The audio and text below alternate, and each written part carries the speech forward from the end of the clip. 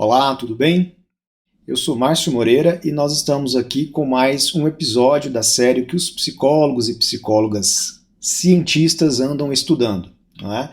Eu sou psicólogo, sou professor de psicologia e sou pesquisador, cientista na área da psicologia, e o objetivo desse trabalho, o objetivo principal é fazer divulgação do que os pesquisadores fazem. A gente tem visto muito na mídia, né, de que as pessoas, em geral, não sabem muito o que os cientistas estão fazendo, qual é o trabalho do cientista, qual a relevância do seu trabalho.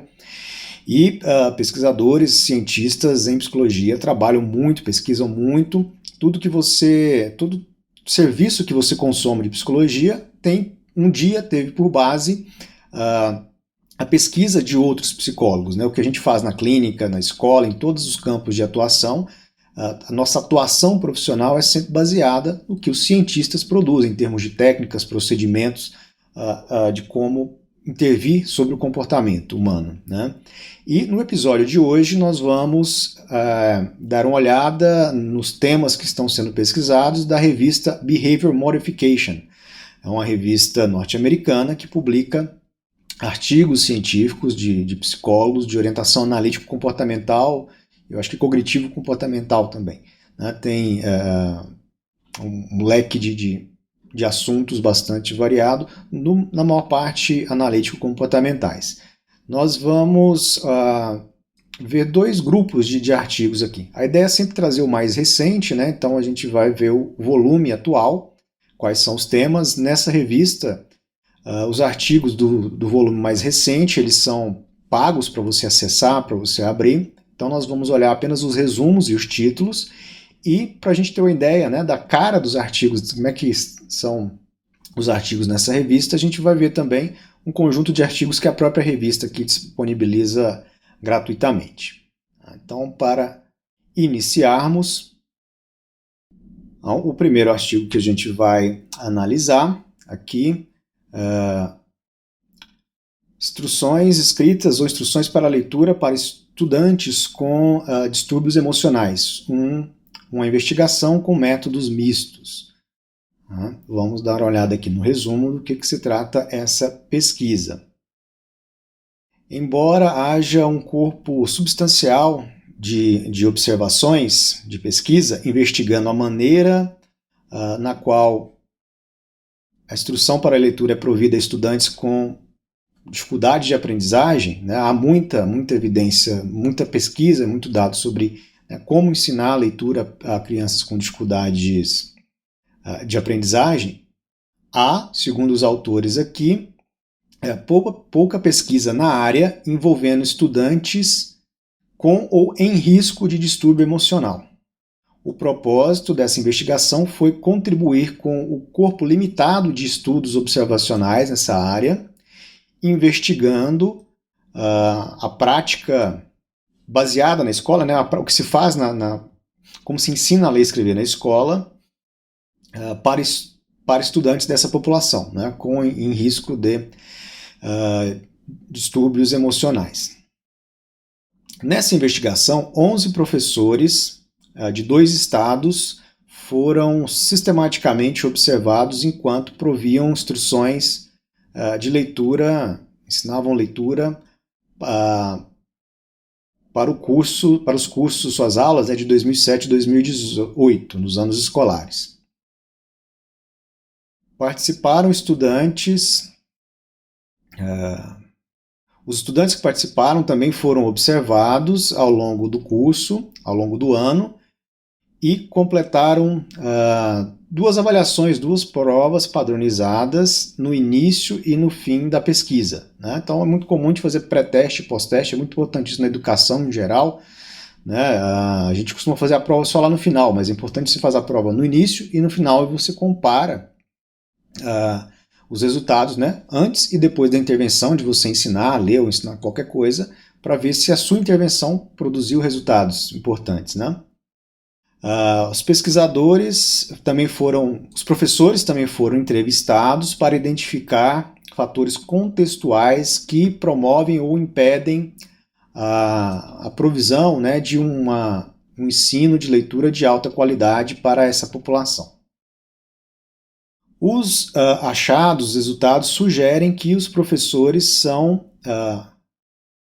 eles precisam de treinamento adicional, suporte e recursos para maximizar o tempo de instrução, ou seja, eles precisam de suporte e treinamento para melhorar as aulas. Estudantes na amostra tenderam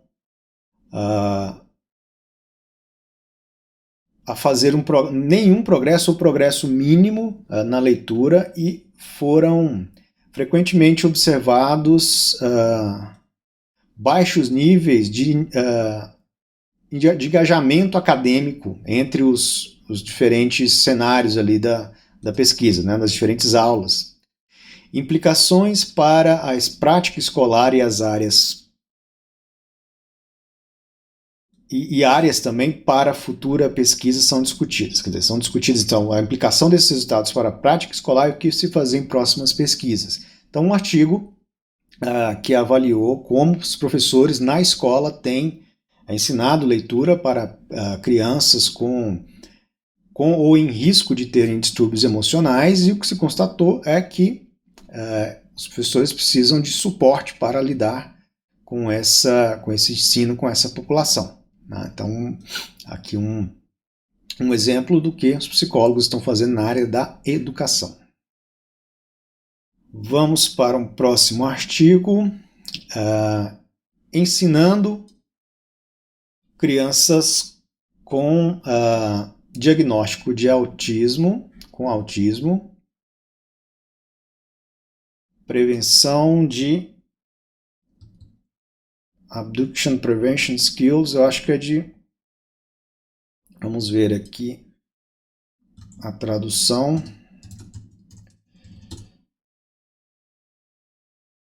Abdução, né? Então, a abdução mesmo de alguém pegar, né? De habilidades para prevenir que alguém a pegue, a sequestre.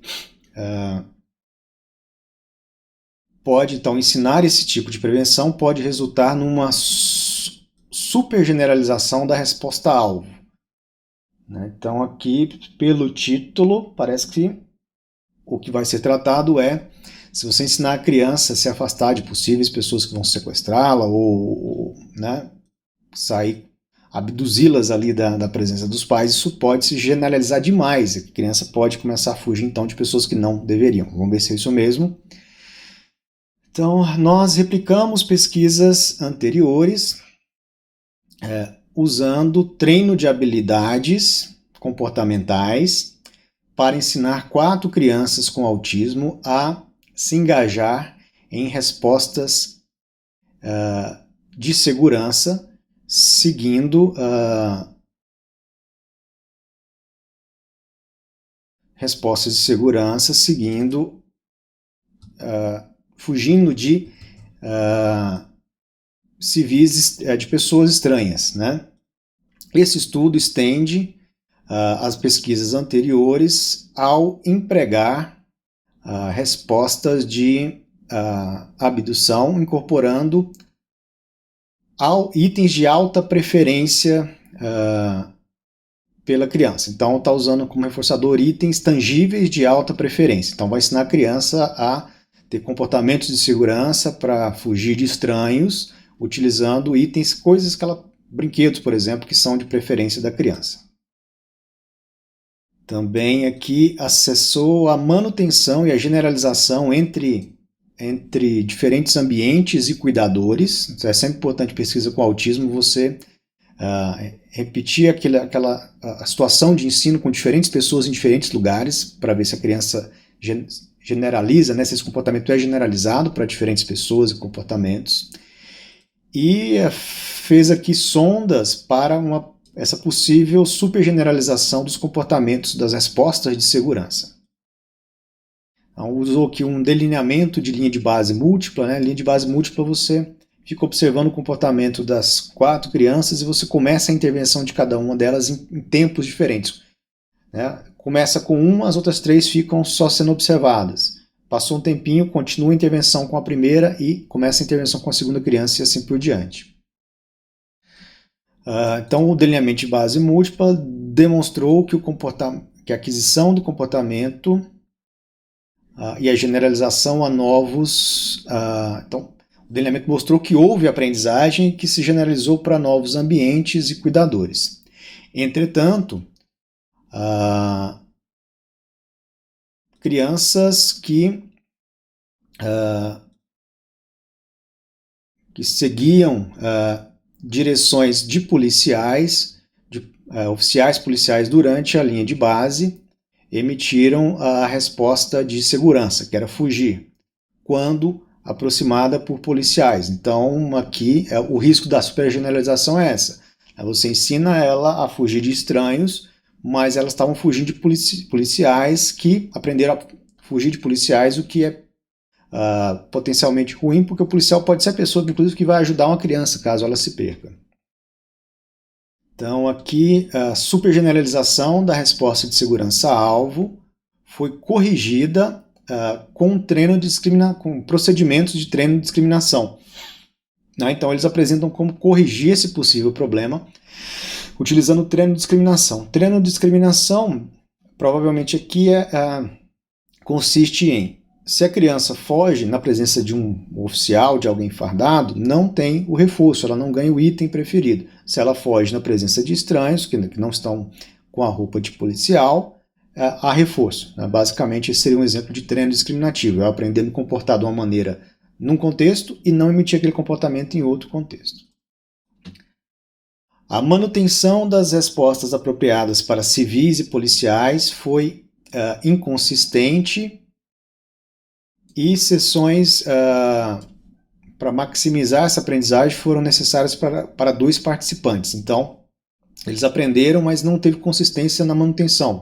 Você volta lá meses depois, a criança continua fazendo daquela forma, né? Parece que não teve alguma variação nesses sentidos. Os resultados sugerem que os praticantes, né, quem aplica as técnicas aqui, o psicólogo, devem incorporar treino discriminativo e programar para a manutenção quando ensinar esse tipo de resposta para as crianças. Então está um alerta aqui da pesquisa, se você vai ensinar a criança esse comportamento de segurança, tem que incluir no seu procedimento, na sua técnica, o treino discriminativo, né, para que ela aprenda mais especificamente que não é para fugir de todo mundo, e também aqui você tem que pensar que você tem que ensinar, tentar estratégias para que haja manutenção desse comportamento, para que a criança não deixe de fazer isso algum tempo depois.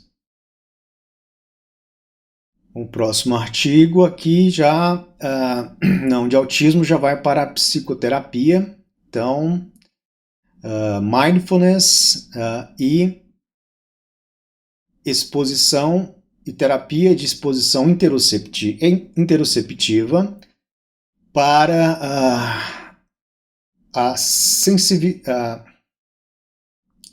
ansiedade,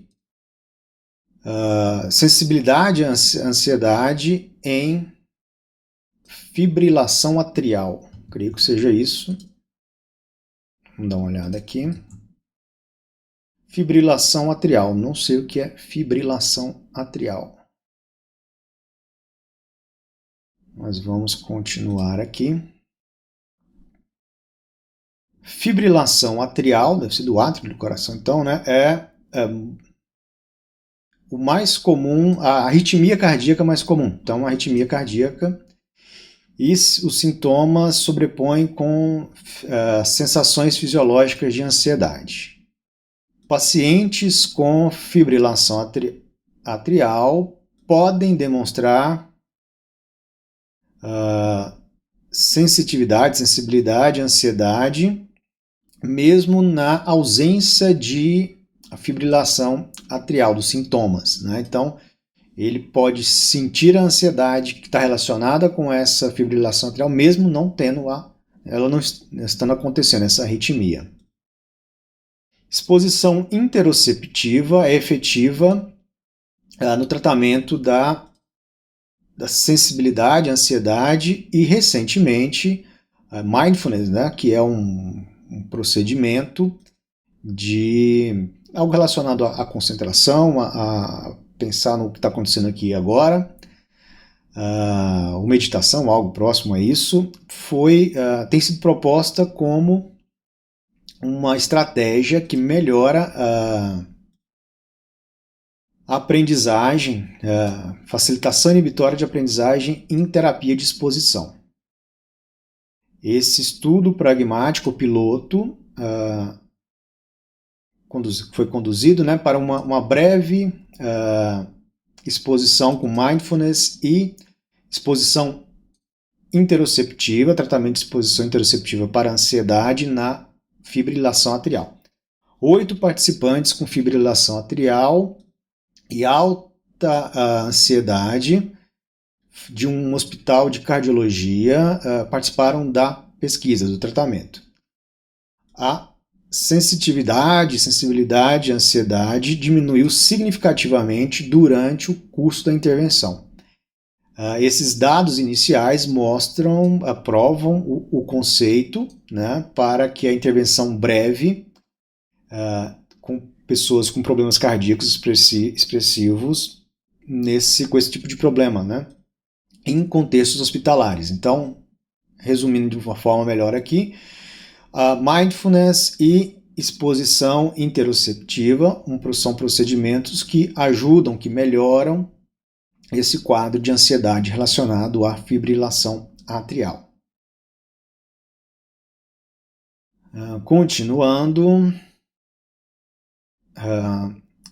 avaliando os componentes aberto e engajado da terapia de aceitação e compromisso em um website online autodirecionado.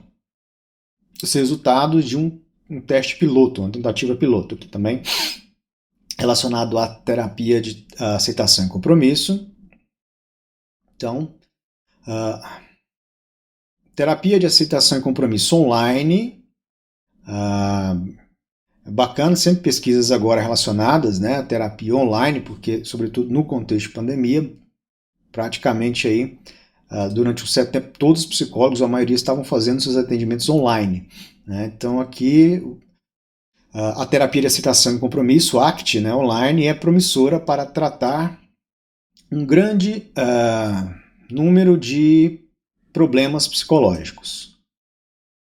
O componente de pesquisa pode pesquisar, né, cada componente da terapia composta por vários componentes, várias estratégias, e a gente precisa saber qual componente, qual estratégia é melhor para qual problema, né? Pode, então, pesquisar os componentes pode ajudar a clarificar quais componentes são necessários para resultados melhores, ótimos aqui, em quais contextos. Tá? Então, é preciso pesquisar cada parte da terapia. Plataformas online provêm um formato bastante controlado para tal pesquisa. Nesse piloto, 55 adultos foram randomizados para grupos, né, diferentes intervenções. Então, para o componente aberto, a aceitação, diffusion, que os componentes, né, duas estratégias, ou dois componentes, melhor dizendo, da ACT. Outro grupo fez o engajado, valores e ação com compromisso, e um terceiro grupo com os dois tipos de componente juntos, né? Em cada condição ocorreram 12 sessões durante 6 semanas, com avaliações de linha de base, né? No início, você vai começar a intervenção, você registra antes da intervenção, essa é a linha de base, né? E avaliações pós-tratamento e também, quer dizer, acabou o tratamento, faz uma nova avaliação do quadro sobre o comportamento que você estava intervindo e um follow-up, um acompanhamento 4 semanas depois. Então, aqui, os componentes aberto, engajado e combinado, todos eles melhoraram significativamente em comparação com o pré-teste e o pós-teste. Então, eles foram efetivos para melhorar a saúde mental, o funcionamento psicossocial e componentes da flexibilidade psicológica, que provavelmente temos relacionados a ACT. Comparado ao combinado, o componente aberto melhorou menos o funcionamento psicossocial na avaliação pós-tratamento. E comparando com o engajado, piorou esse funcionamento no acompanhamento. A plataforma foi aceitável, com altas taxas de satisfação, quer dizer, os participantes gostaram dessa plataforma online aí. Os resultados dão suporte à possibilidade, à adequação de conduzir pesquisas online dos componentes da ACT, o que será testado futuramente aí em outras pesquisas. Então, isso é um trabalho importante do psicólogo, né, para a gente pensar em prática baseada em evidência. Eu tenho que testar os meus procedimentos, se eles funcionam e funcionam para quais problemas, né? Isso é muito importante. Continuando aqui, mais um artigo relacionado a autismo, medindo o comportamento de felicidade em análises funcionais de comportamento-problema para crianças com diagnóstico de autismo.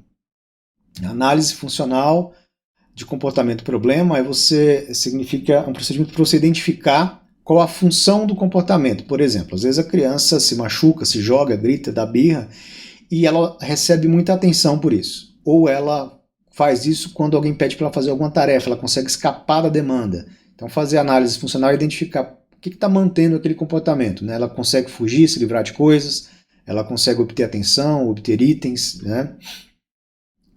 Então, isso é fazer análise funcional. E aqui os pesquisadores mediram o comportamento de felicidade. Vamos dar uma olhada aqui. Esses dois experimentos acessaram a utilidade de uma medida de comportamento de felicidade. Por exemplo, sorrir e ou gargalhar, dar risadas durante uma análise funcional de comportamento-problema. E usar os resultados para orientar intervenções para a criança com o espectro do autismo. Então, verificar se medir esse comportamento de alguma forma pode ajudar a orientar as intervenções. No experimento 1, nós concorrentemente medimos o comportamento de felicidade, o sorrir, da risada, durante tentativas baseadas no procedimento de análise funcional do comportamento-problema para 4 crianças. Os resultados mostraram diferenciação para tanto para comportamento-problema nas tentativas de teste e comportamentos de felicidade dentro dos controles, provavelmente condições de controle. No experimento 2, nós comparamos intervenções baseadas no comportamento-problema e no comportamento de felicidade das análises funcionais para 3 dos participantes, usando uma linha de base múltipla, a gente já falou, entre participantes, usando um delineamento de linha de base múltipla entre participantes. E também com reversões embutidas, né? Então, provavelmente você muda a intervenção ali durante o procedimento. Voltando à condição anterior. Os resultados sugerem que intervenções derivadas de medidas do comportamento da criança, de felicidade da criança, levam a reduções de comportamento-problema que foram similar às intervenções. Orientadas para o comportamento-problema. e também associadas com o aumento do comportamento de felicidade. Tomados em conjunto, esses dois experimentos sugerem que a mensuração do comportamento de felicidade nas análises funcionais de comportamento-problema parece ser útil para determinar intervenções para crianças com diagnóstico com autismo. Né? Não consegui entender muito bem aqui no resumo, teria que ler o artigo, mas de alguma maneira medir esse comportamento de felicidade ajuda a você fazer intervenções mais adequadas ou prever algum tipo de comportamento relacionado a comportamento problema durante as análises funcionais. Essa foi a parte dos artigos mais recentes, então essa revista aqui nesse último número focado em terapia, né, e intervenções com crianças com diagnóstico de autismo. E aqui a revista apresenta alguns artigos que ela disponibiliza de forma livre. Né? Então vamos dar uma olhadinha. Então, aqui é a cara do artigo, né? Então os artigos nessa revista eles têm essa formatação. Vamos ver aqui, vamos dar uma olhada no que tem sido publicado. Sustentabilidade de intervenções comportamentais iniciais, recentes, né, logo cedo, para crianças com diagnóstico do espectro do autismo num ambiente comunitário. Esse estudo examinou se os resultados de intervenções precoces, melhor dizendo, né, intervenções precoces durante um projeto na universidade aqui, para muitos pesquisadores, poderia ser replicado pelo mesmo agente comunitário independente dos projetos. Né? Então, verificando aqui se aquela ação pode ser replicada em outros projetos, né? De identificação ou tratamento precoce aqui. Os participantes tinham idade de 18 a 75 meses no início da intervenção. Foram 48 crianças com diagnóstico de autismo. Eles estavam num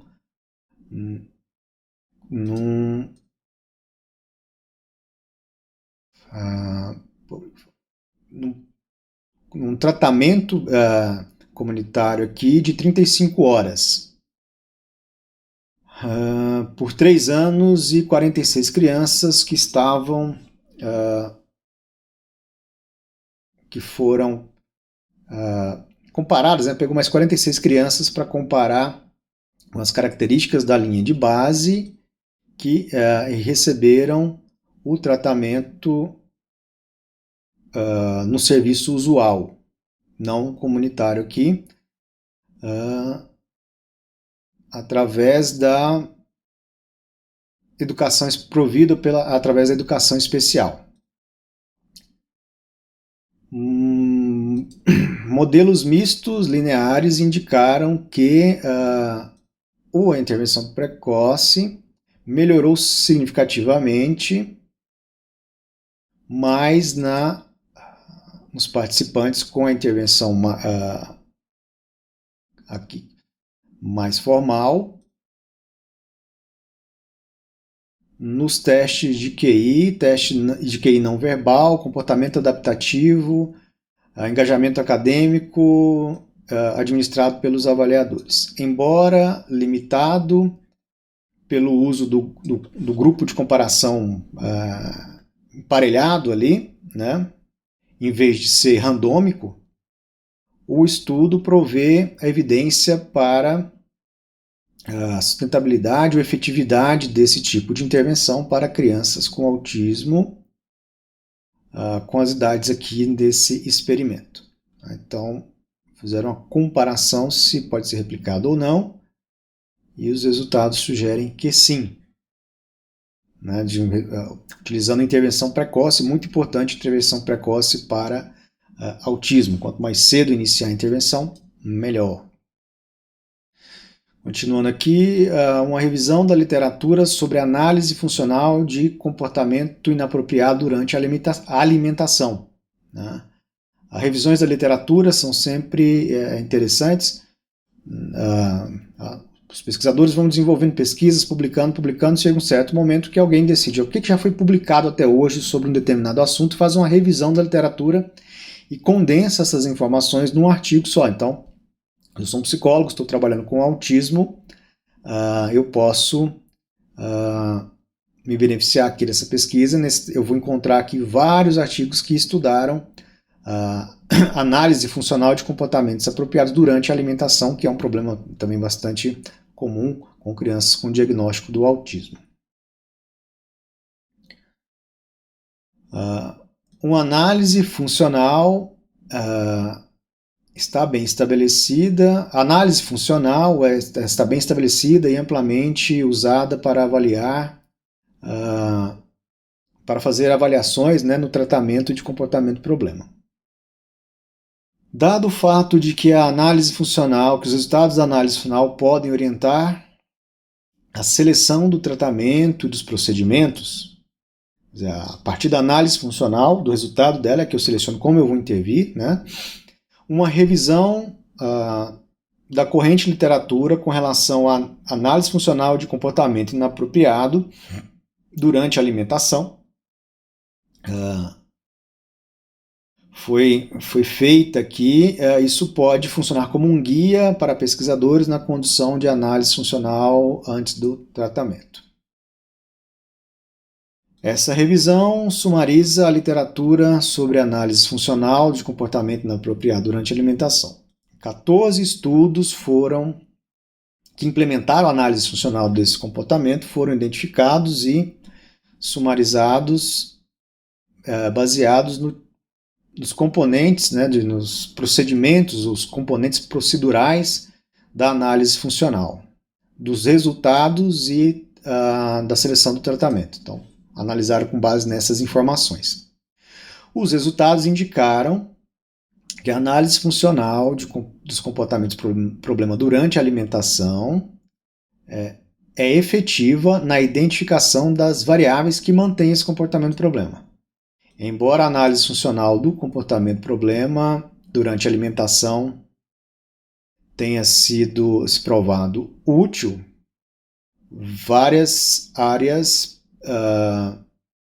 os autores identificaram várias áreas ainda que precisam ser investigadas sobre essa questão. Né? Então, um artigo aqui bem interessante sobre análise funcional de comportamento problema durante a alimentação para crianças com diagnóstico do autismo. Aqui também para autismo, isso é uma característica dessa revista, tem muita publicação sobre autismo nela, na Behavior Modification. Eficácia do treino de reversão de hábito em criança com tique, com transtorno de tique crônico. Né? Uma análise intrasujeito aqui. Comparar provavelmente a criança... Não, entre sujeitos. O objetivo dessa pesquisa é avaliar um tratamento cognitivo-comportamental para crianças e adolescentes com transtornos de tique, incluindo o treinamento de reversão do hábito em um conjunto, uma amostra de crianças e adolescentes com 27 crianças e adolescentes. Múltiplas medidas de resultados foram usadas para acessar efeitos do tratamento nos sintomas do tique. Em adição, prejuízo e carga subjetiva das medidas e a autoeficácia para controlar tiques foram acessadas. Então, mediram também a autoeficácia. Uma análise intrassujeito, um delineamento intrassujeito com 2 fases, 8 semanas, um diagnóstico de 8 semanas, 16 semanas de treinamento. Foi analisada usando um modelo multinível. Durante a fase de tratamento, melhoras significativas, eles encontraram melhoras significativas no sintoma, na deficiência, na dificuldade, na alta eficácia a alta eficácia das crianças para controlar esses tics foram encontradas na maioria das medidas, né? Então funcionou, foi efetivo. Os efeitos do tratamento foram encontrados, medidos aqui, né, na avaliação clínica desses sintomas com esse teste Yale Global Tic Severity Scale, alta eficácia para controlar os tiques e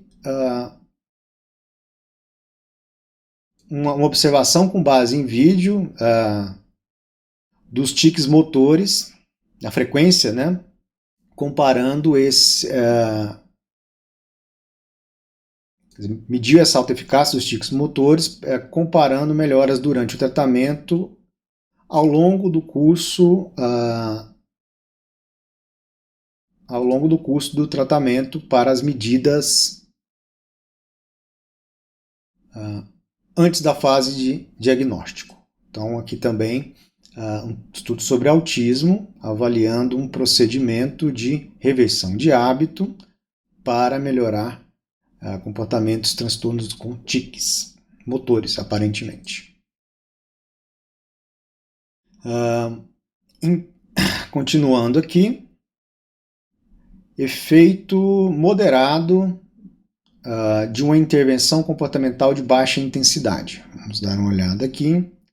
Nós comparamos os resultados clínicos de um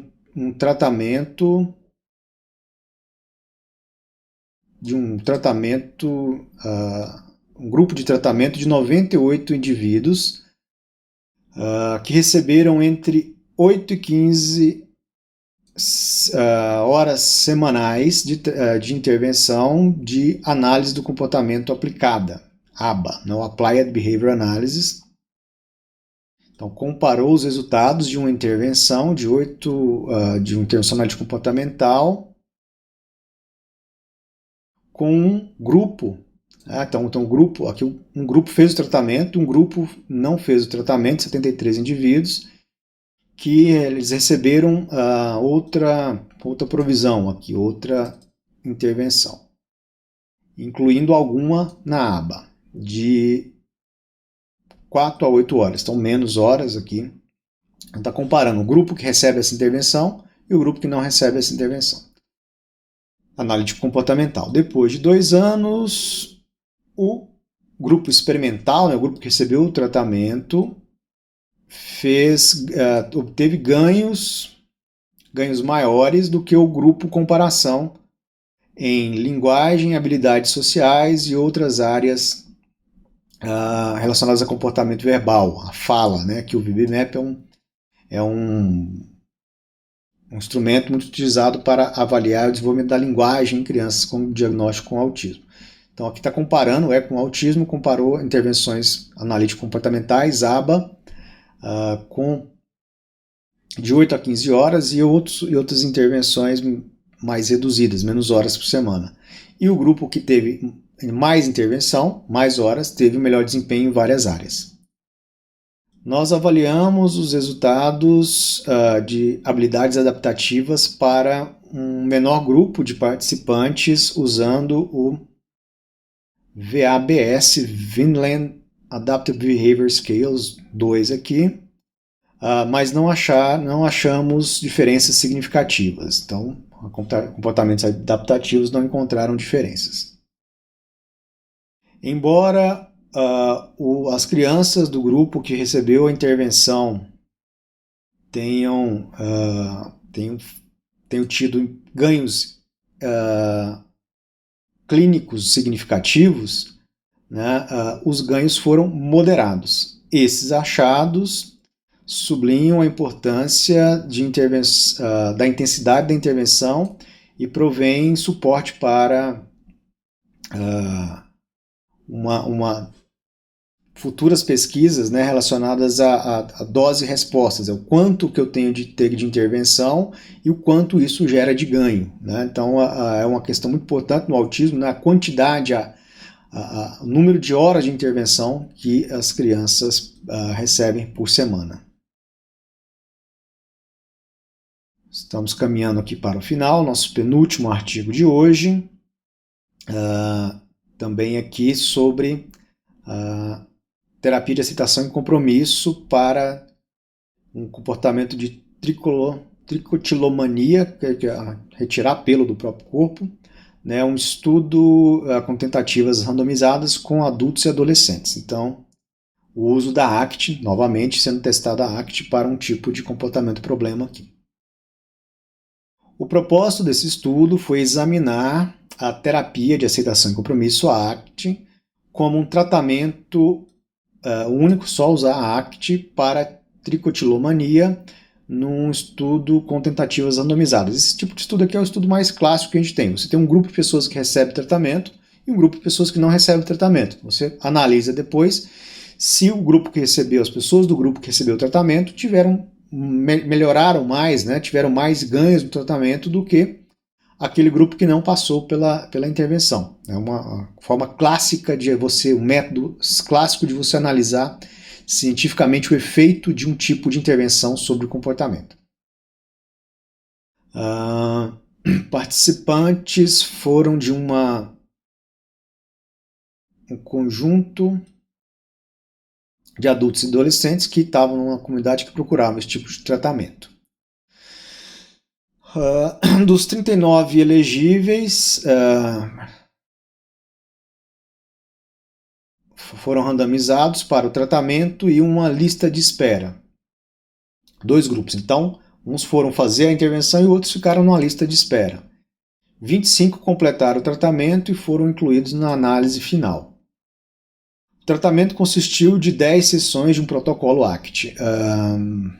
Modelos múltiplos mistos aqui de medidas repetidas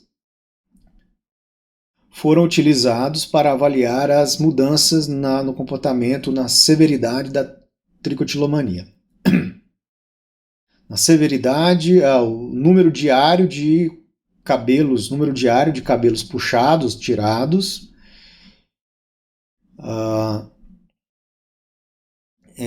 e aqui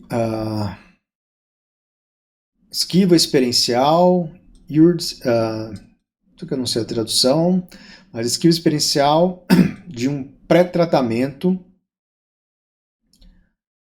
A diferença, né, entre o pré-tratamento e o pós-tratamento, você mede antes e depois. Os resultados indicaram mudanças significativas nos sintomas, na severidade dos sintomas e no número diário de cabelos puxados, mas não no Daily Urges.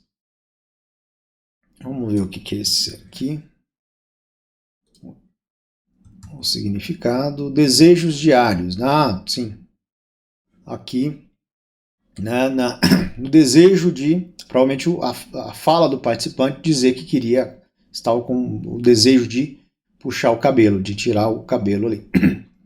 E na flexibilidade psicológica. Entretanto, a flexibilidade psicológica foi de 24 ocorreu uma diminuição de 24,5% no tratamento de grupo